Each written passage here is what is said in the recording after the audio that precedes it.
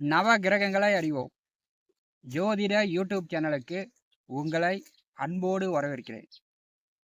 இந்த பதிவில் காண இருப்பது செவ்வாய் பெயர்ச்சி பலன். யாரும் சொல்லாத செவ்வாய் புகானுடைய ரகசியத்தை இந்த பதிவில் சொல்லப் போகிறேன். இந்த பதிவை கடைசி வரை கேட்டு பயன்பெறுங்கள். நம்முடைய சேனலை பார்த்து கொண்டிருக்கக்கூடிய அன்பர்கள் சப்ஸ்கிரைப் செய்து கூடவே இருக்கின்ற ஆல் பட்டன் அழுத்திங்க. நன்றி. பரபாவ வருடம் ஆனி மாதம் 5ஆம் தேதி முதல் ஆடி மாதம் 16ஆம் தேதி வரை மேசராசியிலிருந்து ரிஷபராசிக்கு செவ்வாய் பயிற்சியாகி ஒரு 43 நாட்கள் ரிஷபராசியில் சஞ்சாரம் செய்ய போகிறார். ஆங்கில தேதிப்படி 19/6/2026 முதல் 1/8/2026 வரை ரிஷபராசியில் செவ்வாய் புகான் வந்து சஞ்சாரம் செய்வார். செவ்வாய் புகானை பற்றி செவ்வாயுடைய ரகசியத்தை காணலாம்.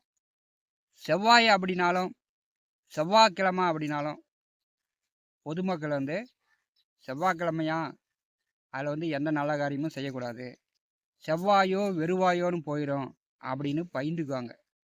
பெரும்பாலும் செவ்வாய்க்கிழமையில் திருமணம், காது குத்து, கிரகப்பிரவேசம் இந்த மாதிரியான சுப காரியங்கள் செவ்வாய்க்கிழமையில் செய்வது இல்லை. செவ்வாய் பகவான் வந்து மங்களக்காரகன், திருமணக்காரகன், பெண்களுக்கு வந்து கலத்தரக்காரகனாக செவ்வாய் பகவான் வருகிறார்.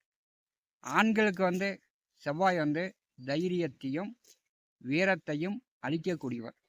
செவ்வாய் அப்படின்னால அதிக கோபம், முரட்டுத்தனம், அதிக கோபம், ஆத்திரம், பிடிவாதம் குடும்பத்துக்கு ஆகாது அப்படின்னு சொல்லுவாங்க. ஜாதகத்தில் வந்து ஆணாக இருந்தாலும் பெண்ணாக இருந்தாலும் செவ்வாய் தோஷம் வந்து மிக கடுமையானது, கொடுமையானது. பலருக்கு வந்து 40, 45, 50, 55 ஆனாலும் திருமணம் என்பது ஒரு எட்டாக்கனியாகவே திருமணம் நடைபெறாமலே பலருக்கு வந்து சென்று கொண்டிருக்கிறது. செவ்வாய் தோஷம் வந்து திருமணத்திற்கு மட்டும் இல்லை, வேலை, தொழில், உத்தியோகத்திற்கும் செவ்வாய் தோஷம் வந்து ஒரு பிரச்சனையாகவே இருக்கிறது. செவ்வாய் வந்து நிலமகன். செவ்வாய் வந்து ஜாதகத்தில் கெட்டுவிட்டார் என்றால் வீடு, இருப்பிடம், சொத்து சார்ந்து பிரச்சனைகள் கூடுதலாக இருக்கும். செவ்வாய் புகான் வந்து சனியோடு சேர்ந்தால் அந்த ஜாதகன் வந்து தைரியத்தை இழப்பார், தன்னுடைய சகோதரனை இழப்பார், தன்னுடைய கௌரவம், மதிப்பு, மரியாதையை இழப்பார். ஜாதகன் வந்து ரோசத்தால், பிடிவாதத்தால் பூர்வீக சொத்தையே ஒரு காலகட்டத்தில் இழந்து விடுவார். வேலை, தான் சம்பாதித்த பணத்தையும் செவ்வாய் தோஷம், செவ்வாய் சனி சேர்க்கை உள்ளவர் ஒரு காலகட்டத்தில் இழப்பார். செவ்வாய் வந்து ஆயுதங்களால், வண்டி வாகனங்களால் பார்த்தீங்கன்னா விபத்து, ஆயுதங்களால் காயம், வெட்டு, அறுவை சிகிச்சை என்று உடல் வந்து வேதனைப்பட வைத்திரும். செவ்வாய் வந்து நல்ல நிலையில் இருந்தால், ஜாதகத்தில் செவ்வாய் வந்து கெடாமல் நல்ல நிலையில் இருந்தால் போலீஸ், இராணுவம், மருத்துவம், மின்சாரம், யூனிஃபார்ம் சர்வீஸ் வேலையில் அந்த ஜாதகன் வந்து ஓயாமல் பார்த்தீங்கன்னா பரபரப்பாக இயங்கக்கூடிய இந்த வேலையில்லாம் மிக சிறப்பாக செயல்படுவார். செவ்வாய் நல்ல நிலையில் இருந்தால் மட்டும்தான் இயந்திரம், வண்டி வாகனங்கள் ஓட்டுநர் ஆக முடியும்.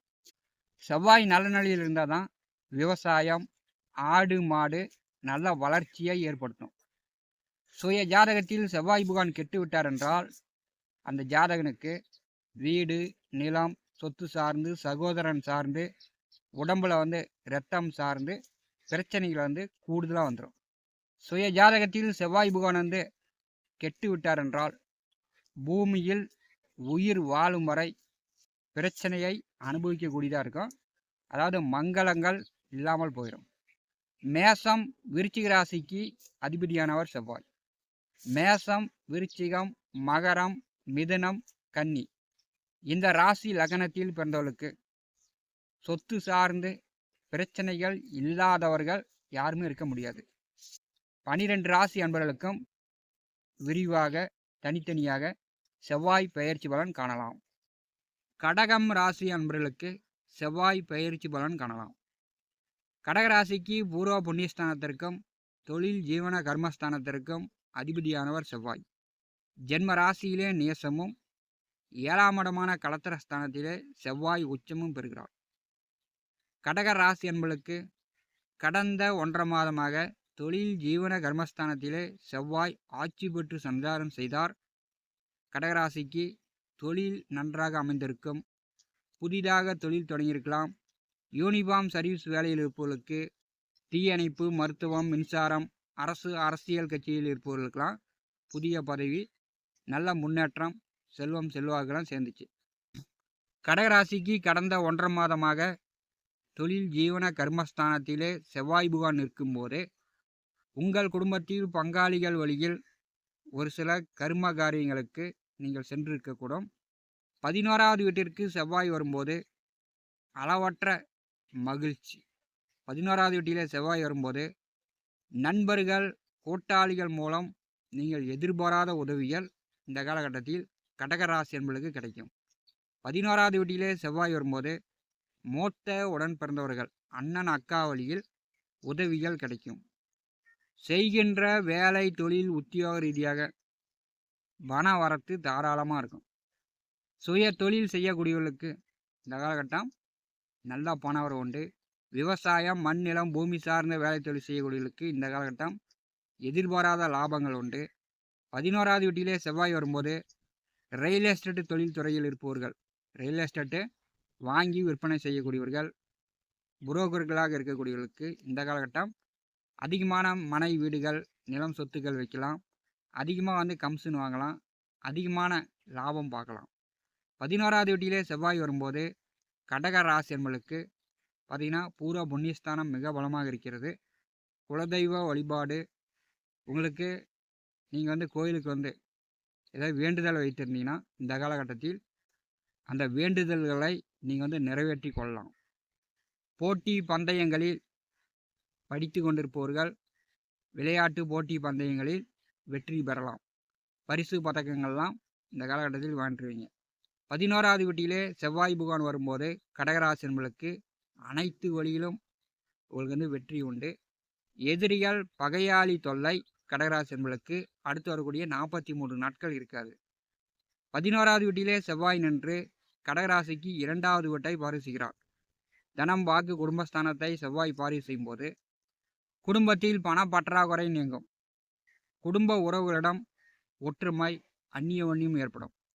2வது வீட்டை செவ்வாய் பார்வை செய்யும் போது புதிதாக கடகராசி அன்பர்கள் குடும்ப தேவைகளை பூர்த்தி செய்வீங்க. கடகராசிக்கு 5வது வீட்டை செவ்வாய் புகான் 7ஆம் பார்வையால் பார்வை செய்கிறார். பூர்வ புண்ணியஸ்தானாதிபதி தன் வீட்டை பார்வை செய்யும்போது குலதெய்வ வழிபாடு செய்யுங்க. முருகனுடைய அருள் பரிபூர்ணமாக கிடைக்கும். அறுபடை முருகன் ஸ்தலங்களுக்கு, முருகன் கோயிலுக்கு, உங்களுக்கு பிடிச்ச முருகன் கோயிலுக்கு இந்த காலகட்டத்தில் சென்றுவாங்க. கடகராசி என்பதற்கு முருகனுடைய அருள் பரிபூர்ணமாக கிடைக்கும். கடகராசிக்கு 5வது வீட்டை 5ஆம் அதிபதி பார்வை செய்யும்போது தம்பதியர்களுக்கு ஆண் குழந்தை பிறக்கும். உங்கள் குழந்தைகளால் இந்த காலகட்டத்தில் மகிழ்ச்சி உண்டாகும். கடகராசி என்பதற்கு குழந்தைகள் மூலம் இந்த காலகட்டத்தில் பேரும் புகழும் உண்டு. பூரிய சொத்து சம்மந்தப்பட்ட பிரச்சனைகள் இருந்துச்சுன்னா, இல்லை வழக்கு, வில்லங்கம், சட்ட சிக்கல், இந்த மாதிரி பூரிய சொத்து சம்மந்தப்பட்ட பிரச்சனை இருந்துச்சுன்னா இந்த காலகட்டத்தில் நிவர்த்தி ஆகும். கடகராசிக்கு 6வது வீட்டை செவ்வாய் புகான் 8ஆம் பார்வையால் பார்வை செய்கிறார்.